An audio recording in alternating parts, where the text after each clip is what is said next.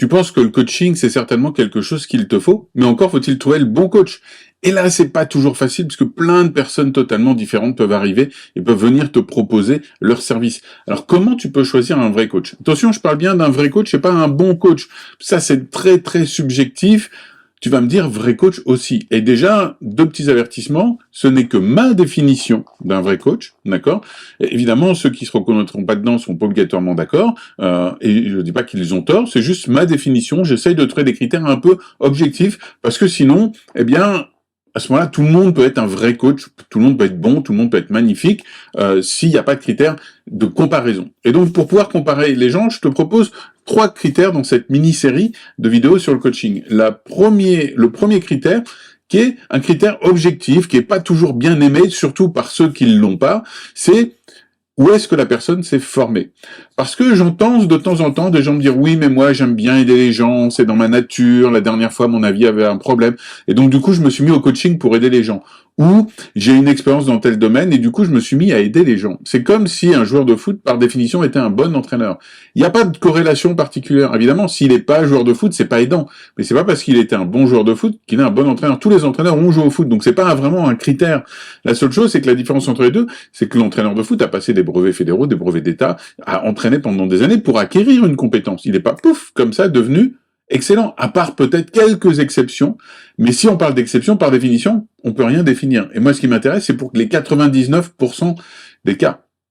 Donc, où la personne s'est formée? Est-ce que son école de coaching est reconnue? Alors, vous allez me dire, elles sont toutes auto-certifiantes. C'est-à-dire que vous faites une formation de coaching n'importe où, la société, une fois que vous aurez payé, elle va vous certifier. Mais ça veut rien dire, parce que moi aussi, je peux ouvrir des formations de coaching, vous certifier si vous me payez. Ok? Mais ça ne vaut rien du tout. Donc, comment on peut faire? Alors, évidemment, je parle de vrai coaching, en mon sens, savoir du coaching professionnel. Bien, c'est simple.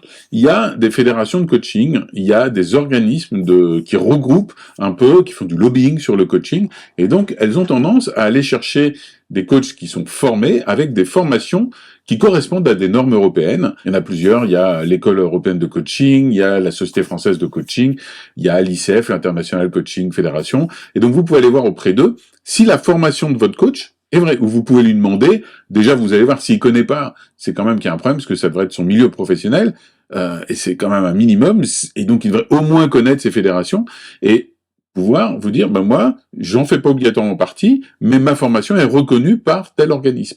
Sinon, renseignez-vous. T'as fait quelle formation? Ah, tu comprends, c'est compliqué, j'en ai fait plein.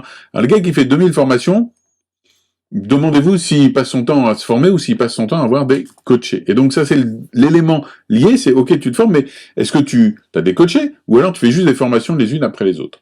Ça, c'est le premier élément fondamental. Alors, je regarde mes petites notes pour pas vous dire de bêtises. Là, le deuxième élément, c'est la manière dont il va vous présenter le début. Si, dès le début, à peine arrivé, il a une solution toute faite pour vous, ah, t'es timide, t'inquiète pas, j'ai une formation où j'ai un truc, je vais te faire ça, c'est en 3 séances. Si vous sort déjà un protocole tout fait avant même d'avoir fait le minimum qui est une sorte d'entretien préalable, à mon avis, il est en train de vous vendre un truc tout fait et il s'en fiche un peu de savoir si oui ou non ça va marcher. Il a identifié un problème, il a identifié une solution et il vous l'avance. Ce qui c'est pas du tout du coaching, c'est de la formation. Et c'est pas un problème, sauf que c'est pas un coach. Le mec qui vous vend une solution toute faite, c'est un formateur. Je sais pas parler, j'ai une formation sur la prise de parole en public. C'est pas du coaching, ça. C'est de la formation. Le coach, qu'est-ce qu'il va faire? La première chose, il va dire, écoute, déjà, il faut qu'on se fasse un premier entretien pour savoir si je peux t'aider. Attention, c'est pas l'entretien de vente que certains vous vendent avec un super closer, vous allez vous faire avoir à la fin parce qu'il va vous faire une super proposition avec ça coûte très cher, mais aujourd'hui on te le fait moins cher. Enfin, vous connaissez, hein, ils sont tous pareils. Moi, je parle pas des super closers, on en a rien à faire de ces gens-là. Enfin, je parle pour le coaching. Si vous cherchez un vrai coach, c'est le coach que vous devez avoir au téléphone. Ok, pas son closer. D'accord? Donc c'est le coach avec lui que vous allez travailler. Donc c'est lui qui doit s'entretenir au téléphone avec vous et qui doit faire un vrai entretien, pas un truc par téléphone. Alors évidemment ça peut se faire par Zoom, ça peut être sérieux ou par téléphone, mais c'est pas un truc en 10 minutes où il vous vend son truc. C'est un entretien où vous devez parler la majorité du temps et où vous devez sentir qu'à la fin, non seulement il a compris votre problème, pas au début, mais à la fin. D'accord.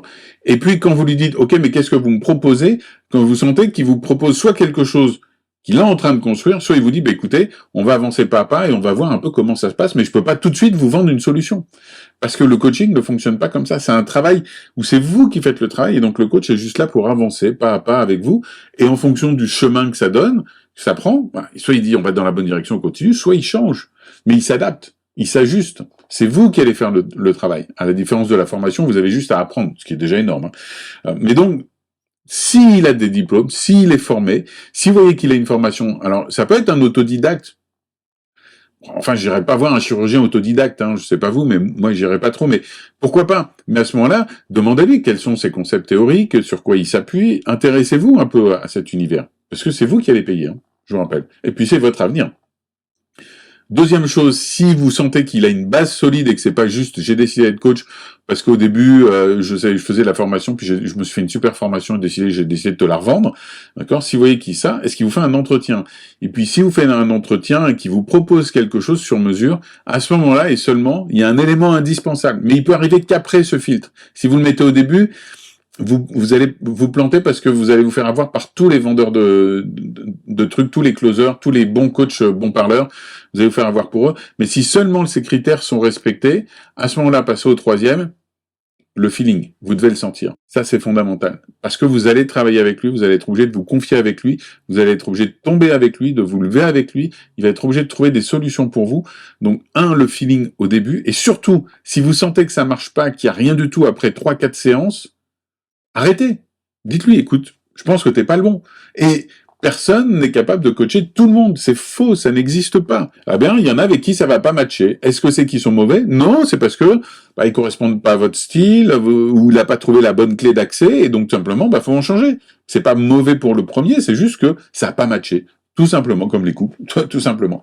Donc, c'est pas un problème. Donc, juste pour récapituler, on part de critères objectifs et on va vers vous. Le critère objectif, c'est, ok, mais c'est quoi ton bagage? C'est quoi ton cursus? Sur quoi tu te bases? Quelle est ta formation? Est-ce qu'elle est reconnue? Est-ce que tu as des coachés? Ou est-ce que tu t'en as pas? Et qu'est-ce que tu me proposes? Et là, si vous proposez un truc tout fait, boum, vous l'éliminez. Après, un entretien préalable où vous sentez qu'il écoute, qu'il élabore la réponse en même temps que vous, qu'il vous propose quelque chose où il sait peut-être pas encore exactement où ça va aller, mais il vous dit, je pense que je suis pas le bon ou je pense que je suis le bon. Et seulement après, le feeling, le nez, le truc là qu'on pense pas, mais seulement si les critères précédents sont passés. Voilà. En tout cas, ce sont mes critères et puis je vous dis à très bientôt pour la prochaine série. Bye bye.